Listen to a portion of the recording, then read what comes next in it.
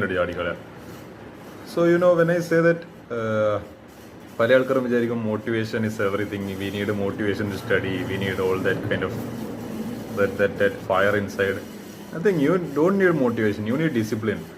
അപ്പോൾ ഈ പറഞ്ഞ എന്താണ്, നമ്മൾ ഒരു മോട്ടിവേഷൻ കേട്ടതിനെ കൊണ്ടൊന്നും എന്താണ് നമുക്ക് ലോങ് ടേമിൽ ചിന്തിക്കുന്ന സമയത്ത് ഷോർട്ട് ടേമിലൊക്കെ ഒരു 2-3 ദിവസം നന്നായിട്ട് പഠിക്കും, പിന്നെ അതായത് 4-ാമത്തെ ദിവസം മുതൽ വീണ്ടും പഴയ പടി തന്നെ. അതാണ് motivation. It is a false friend. നമ്മൾ വിചാരിക്കുന്നത് നമ്മളെ കൂടെ ഉണ്ട്, പക്ഷെങ്കിൽ എന്താണ് ഒരു പരിധി കഴിഞ്ഞാൽ പോവും, അതങ്ങ് പോയി. ഇത് മോട്ടിവേഷൻ പരുത്താനാണെങ്കിൽ ഫോർ ദ ഇയറോ എന്ന് പറയേണ്ടത് ഇനി വർഷങ്ങളായിട്ട് നിങ്ങൾ ഇനി മോട്ടിവേഷൻ പരുത്തില്ലേണ്ട, നിങ്ങൾ വേറെ ലൈഫിൽ എത്താൻ പോകുന്നില്ല. So learn to work without motivation.